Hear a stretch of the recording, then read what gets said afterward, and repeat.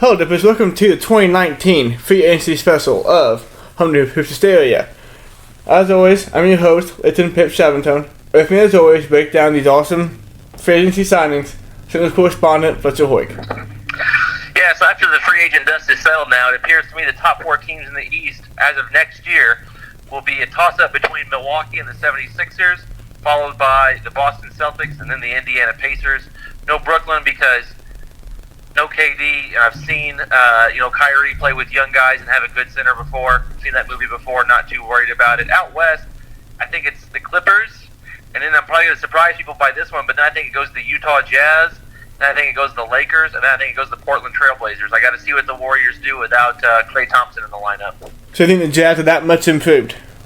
Absolutely. They signed Mike Conley. They've got Donovan Mitchell. They lost, or they chose not to pay Derek Favors, so they brought in Ed Davis. Very, respectable big. They bring in Bogdanovich. They brought in a few key signings as well. I really like everything the Utah Jazz have done this year. Plus, they still have Gobert. Plus, they still have Quinn Snyder, who's a tremendous head coach. And we'll talk about that team a little bit more here a little later. But right now, let's drop the noise. Humpday. Hoops Hysteria. A Sauce on the Side production.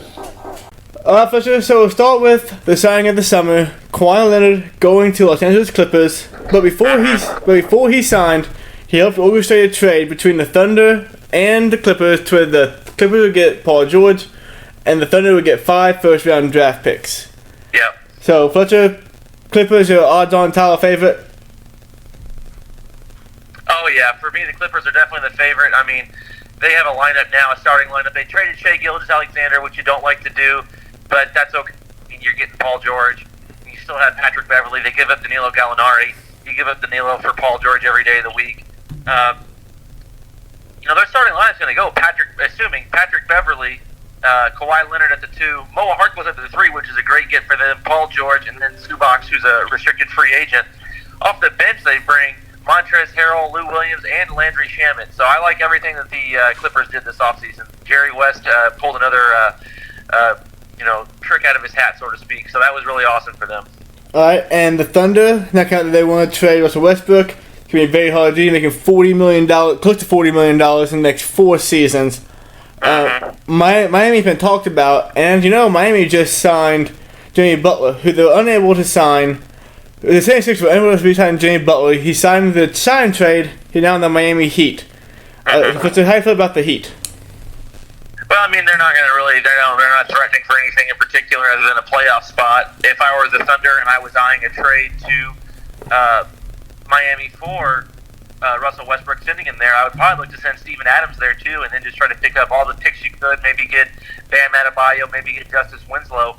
Try to get some young players in a pick again. If you're gonna trade Paul George for all those picks, you might as well just be all in on rebuilding. There's no sense in being 1 foot in and 1 foot out. You saw what that got the Washington Wizards. Yeah. Once again, in that trade with the Heat for Jimmy Butler, they sent Hassan Whiteside to the Blazers. Blazers now have 3 centers. Oh, instead of 2 centers, they got rid of Enes Kanter and Mason Plumlee in the deal. So they have Nurkic and Whiteside. How do you feel with the Blazers next season? I love it because, I mean, the thing is he's on a 1-year deal, so it's not like you're tied to his contract or anything like that.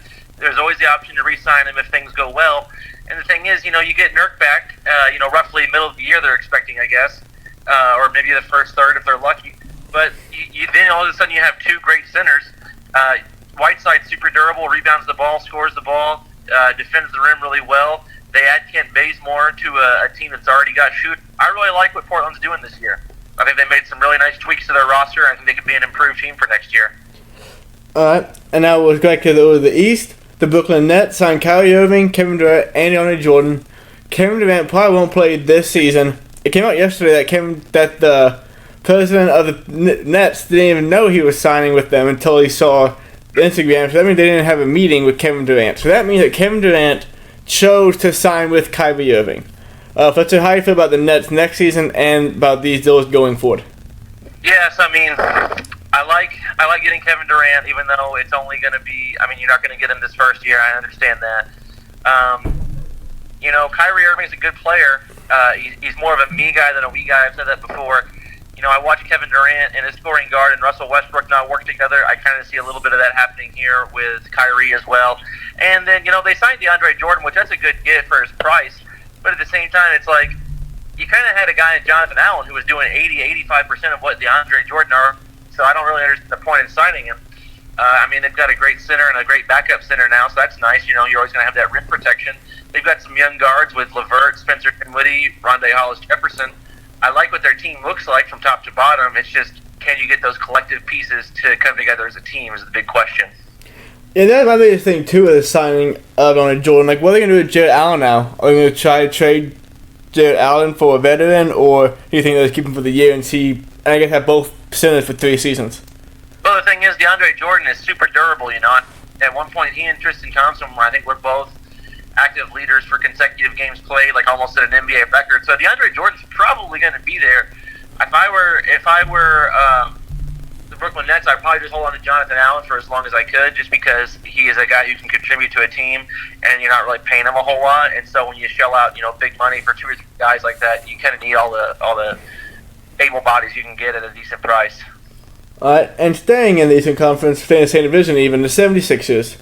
We talked about how they weren't able to bring back Jimmy Butler. We found out now that he declined the max contract, so he wanted to leave 76ers, wanted to have his own team. So they did retain Tobias Harris, and then they went out and got Al Horford from the Celtics. This is the sign that definitely had the most animosity amongst me, Drake, and Brandon from the Mothership Show. I thought this was a kind of a panic move because they lost Jimmy Butler, and they thought they had to get something. But I don't like this move very much for all 76ers. I do not think it's to work out in the long run. Fletcher, what do you think?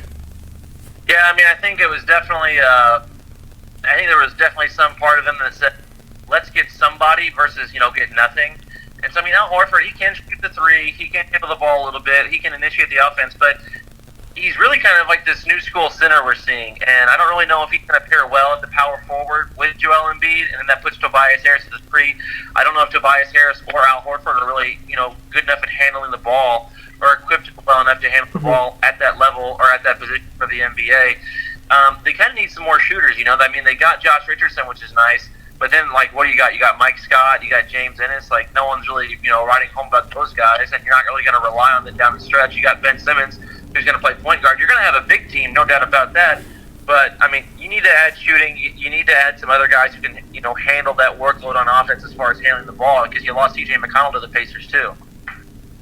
All right, so do you think that this team will win a championship? Do you think that they'll come off the Horford contract after this season? What do you think is the next step for the 76ers?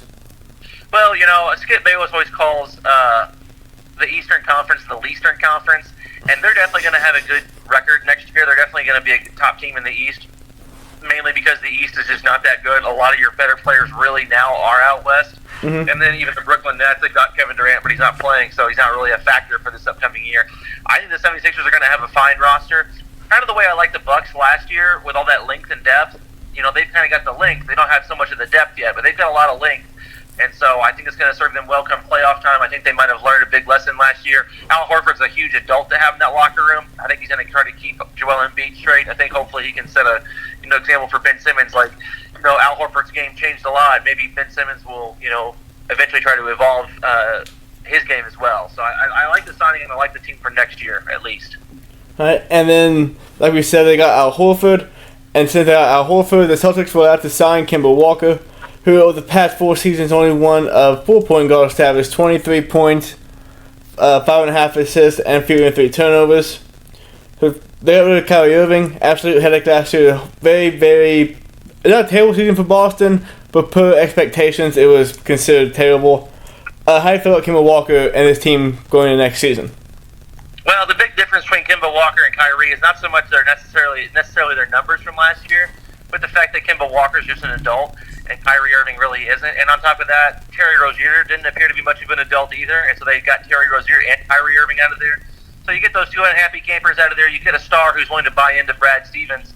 I think that's going to be beneficial for Jason Tatum and Jaylen Brown. I think you're going to see more of the old Jason Tatum and Jaylen Brown maybe that we saw in the playoffs 2 years ago. they're going to have Enes Kanter. He's going to be a great scorer for them down low. He's obviously no Al Horford by any means on defense, and they lost Aaron Baines, so they've got some issues there. But Brad Stevens is a tremendous defensive head coach, and if he gets his top star and Kemba Walker to buy in to what he's wanting to do on offense, which I think he will, I think you're going to see a Boston Celtics team that might be a little undermanned, like that one playoff run they had, but they'll be able to duplicate some of success similar to that. So I'm pretty high on Boston Celtics. Definitely not like I was last year when I said they were going to win the title. Couldn't have been more wrong about that, but I am pretty high on Boston.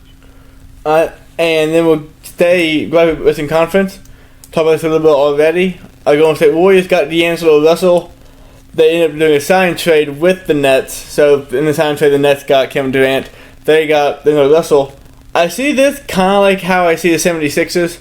They had a panic move, and they decided, okay, how can we get something back for Kevin Durant? And there's also, but I like it more than 76ers because this will work out for them because they lost Klay Thompson. Russell can score, he can pass. He's matured a little bit since he, phoned in Nick Young trying to bait some other chick. So how do you go Golden State next season? Yeah, this is 100% a great move in my opinion. For what I've been saying about the Golden State Warriors for the past 2 years is that they're mentally fatigued and physically fatigued. How do you correct that within your locker room without just making guys healthier and younger? You bring in younger guys. So I mean, if you panic and you bring in a 23-year-old all-star guard, that's pretty good. People talk about that he's not mature enough or that maybe, he's not a good locker room guy. They brought in Nick Young, JaVale McGee, and Boogie Cousins over the years. None of those guys are really great locker room guys. And then, they talk about like the cell phone incident with Swaggy P that happened in L.A. I think that's kind of over with. I think that everybody kind of sees that, D'Angelo Russell has kind of grown and matured quite a bit. Evidence of that to me is just because the Lakers just mentioned that they wanted to sign him almost all off season until the sign of trade occurred. So I mean, even the team that he committed the infraction on, like, yeah, we'll take him. And then people say that his defense, isn't that great. Here's the thing: you got Steve Kerr, you have a smart head coach. A smart head coach in college or the NBA is going to be able to hide bad defensive players. Coach K did it with Jabari Parker and Jaleel Okafor at Duke. And on top of that, they bring in Willie Cauley-Stein, who's a great rim defender. They have Damian Jones coming back. They've got length in that front line to defend the rim. You've got Draymond Green. You bring in a guy like that to a really strong locker room and a really defensive team. It's plausible to think that a shift could occur where a guy gets a little more mature, plays a little better on defense, plays a little bit more efficiently on offense because of those who are around him. And, Kevin Durant was never really seen as an elite defender before going to Golden State. And then one year while he was there, he finished top 4 in Defensive Player of the Year voting. So every aspect I love of this trade. I think he's going to come into that locker room, buy into that veteran presence and that leadership, and I think things are going to go well for him. And if not, they can always dump him at the deadline. It's not like this is the end of the world. It's not a panic move, in my opinion, at all. The Warriors will be better going forward. Do you think when Klay Thompson comes back, they'll start all 3 of them? What do you think will happen with that? Well, I mean, you're definitely going to work and massage Klay Thompson into the lineup. I don't think you're just going to say, all right, it's March, let's play him 35 a game now. I think it's going to, 15, 20 spot minutes, see what he can give you, bring him off the bench. I expect come playoff time that he will get closer to starting, if not starting. In my opinion, just based on how the roster is shaking up, I would start all 3 of those guys. And, you have Jordan Poole, the rookie, who's playing well in Summer League. Maybe he can contribute spot minutes for you. But just the way the team is constructed, I think you're going to have to play all 3 of them. All right. And now to put some foot on the fly. This is a segment every week where I expect you with 3 questions. You're trying to answer them all. Therefore, answer them all on the fly. These are all going to be who would say no, and they're all trade scenarios involving Russell Westbrook. Okay. So first trade. Russell Westbrook to the Spurs for DeMar DeRozan and one of several players that don't really matter to make the cap work. So, I mean, if I'm the Spurs and I'm looking to get Russell Westbrook, I'm doing that in hopes that I can bring him in and kind of adjust his role and adjust his mindset to fit within the construct of the team and make a playoff push. I don't think that you're going to make that playoff push very easily if you don't have DeMar DeRozan there with him.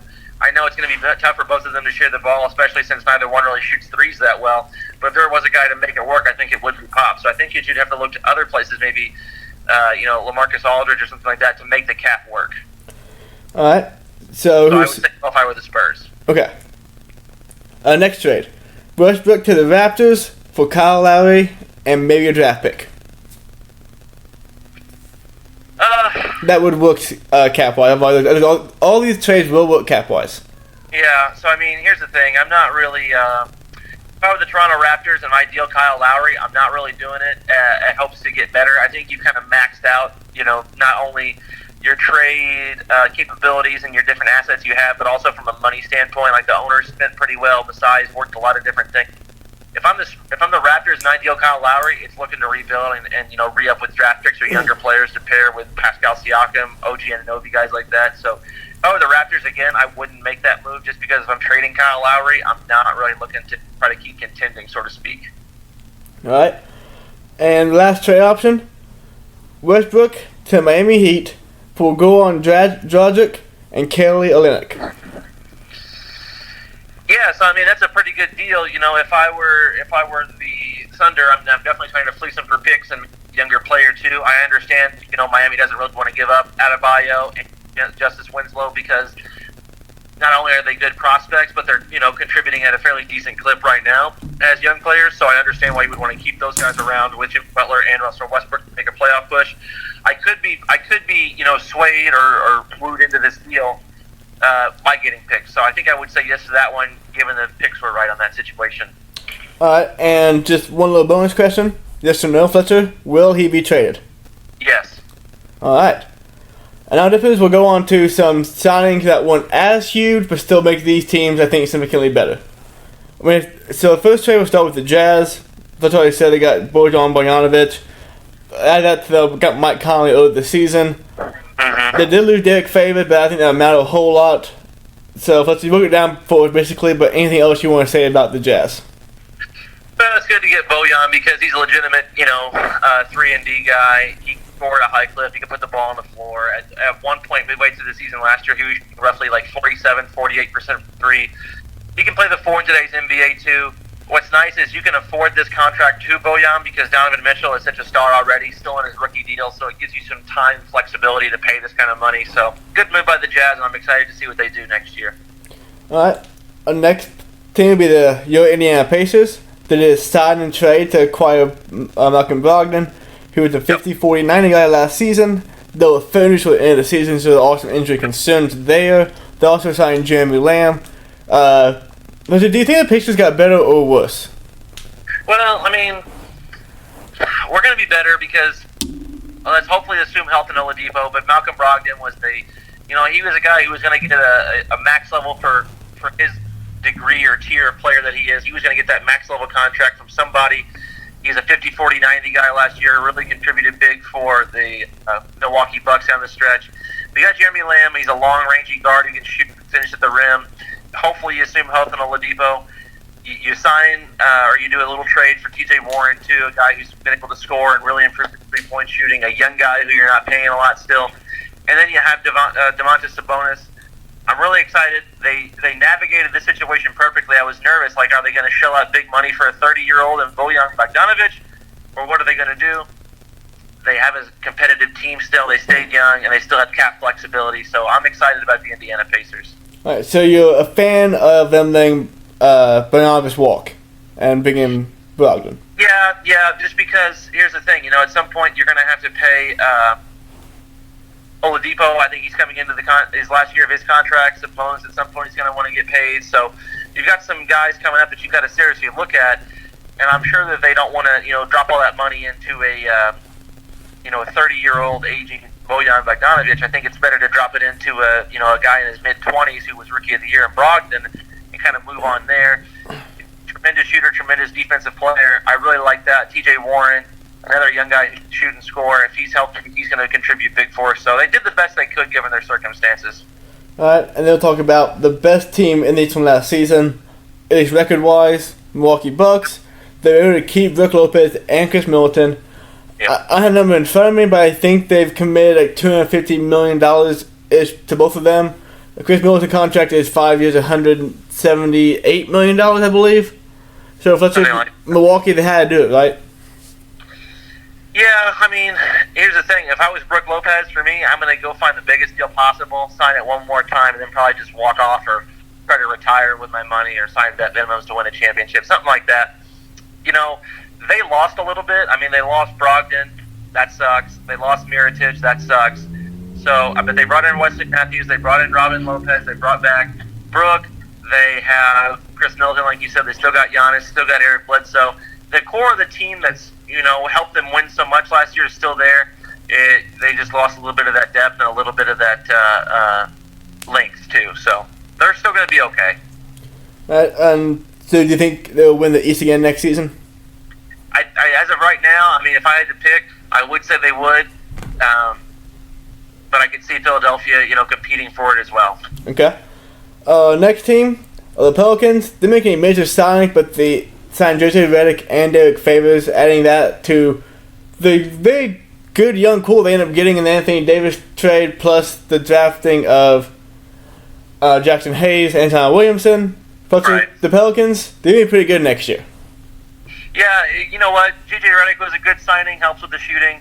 And then Derek Favors is a very underrated signing. Look at Jackson Hayes, man. He's going to be able to do so much in the NBA with that length, that athleticism, the way he runs the floor, defends, everything. But he's not NBA ready right now. He doesn't have an NBA body. So it's good that you have Derek Favors to come in there, start for a year or two. Big guys typically take longer to develop in the NBA. Look how long it took Al Horford to get to where he's at, So you give Jackson Hayes a year or two, learn how to be a pro, build that body up a little bit. Then you see a guy who can really come in and handle and control things from the center spot in today's NBA. I think that's Jackson Hayes. So I like everything the Pelicans have done. David Griffin has really come in and turned the franchise around overnight, it seems. So good for them. Yeah, of course, having Anthony Davis helped to franchise around a little bit, but do you think looking into that number one spot and then dealing with Anthony Davis, that's not a horrible spot to be in to restart things. Yeah, no shitty way to start off your tender. But so the Pelicans. On this show last week, we said that we all have them in the 7 to 9 range Western Conference. Do you think they can make the playoffs next season? No, I don't think so. I mean, you look at LA, the Clippers, the Lakers, the Warriors are going to make it, the Jazz, the Portland Trailblazers are going to make it. The Kings almost made it last year. The Spurs could make it. Dallas, with a healthy Kristaps, they could make it.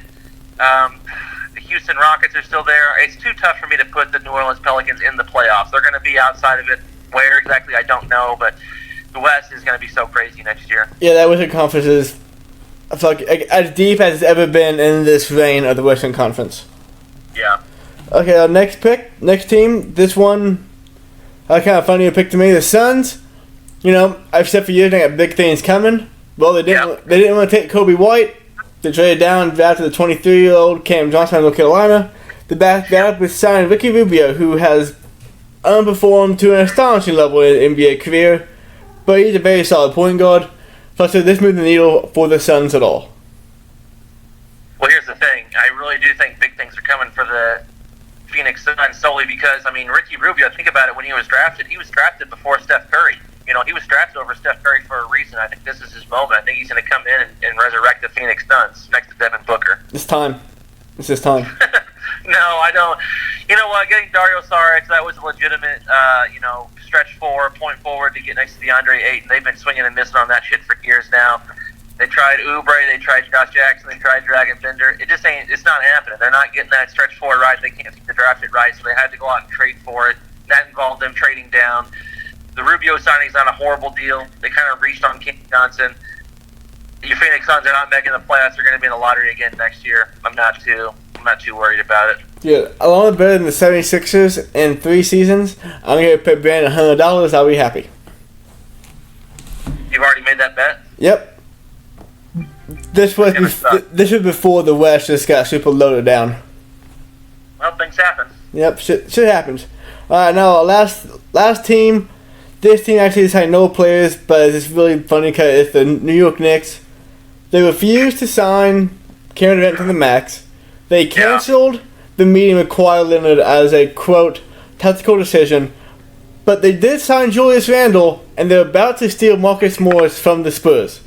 So, Fletcher, what the fuck's wrong with the Knicks? The Knicks have signed Julius Randle, Bobby Portis, Taj Gibson. They're looking at Marcus Morris. They have Kevin Knox.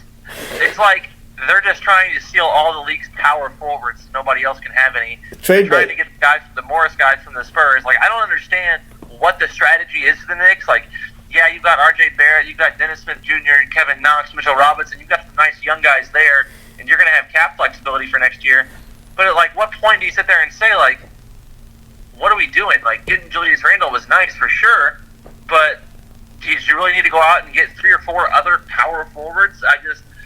There's no sense of direction here for me. They missed out. They said that they didn't want to offer KD the full max. Well, guess what the fuck happened? Brooklyn paid like $5 million less than the max, so now you look really stupid. And then Kawhi Leonard, they didn't want to do whatever with him. The Knicks, this is the New York Knicks. They think they're going to get Kyrie, KD, and Zion. Life comes at you fast, and you get fucking Bobby Portis and Julius Randle. And so they're a joke, and they're going to keep being a joke as long as James Dolan's the owner. Is it time to move past the New York Knicks or a big free agent marketplace? I think their names are always going to the name of New York Knicks. They're always going to come up no matter what. I would never play there. If I was an agent, I would never recommend to my player go play there. It's an absolute joke. You look at a legend, Charles Oakley, how he got treated by the New York Knicks, how he was tossed out of there, banned, all that stuff. You can't sit there and say, like, yeah, that's a guy we want to go play for, because 10 years from now, he's still going to respect you. Like, the franchise is a joke. The owner is a joke. I would not go play there if I was a player, nor would I encourage anybody else to go play there. Fletcher, and now before we close the show out, what team improved the most this free agency? What team improved the most? I mean, Brooklyn, from a talent standpoint, they definitely acquired the most, no doubt about it. I think you can make a case for the LA Lakers too. They've added a bunch of wings, a bunch of defensive guys, AD. They got Boogie for pennies on the dollar. You can make an argument they're the most improved team. LA could go from the 8th spot, or the Clippers could go from the 8th spot in the playoff standings to the 1st spot in the playoff standings. You can make a case for them. You can make a case for a lot of different teams. But for me, I think it's going to have to come down to probably one of those 3 teams I just listed: the Nets, the Lakers, or the Clippers. All right, and Dippers, this has been the free agent special of Hysteria. This was the last show for the 2018-2019 season. Thank you for being with us all these weeks. We'll be back in the fall to, do all over again. The 1920 season is going to be absolutely fucking nuts. Yeah. Maybe everywhere. The West is loaded. Wide open championship for the first time in 2 or 3 seasons. So, Fletcher, anything else you want to tell Dippers before we sign off? Yeah, I'm excited about LeBron playing point guard. I think it's going to be a big deal. I'm excited to see that Kawhi renegotiated his contract to a 3-year, $103 million deal, so he can walk at the same time as Paul George. Kind of excited to see all that. It's our last show for this season, so thanks for going with us, and thanks for flying United, I guess. All right, Nippers from Leighton, from Fletcher, as always, stay saucy.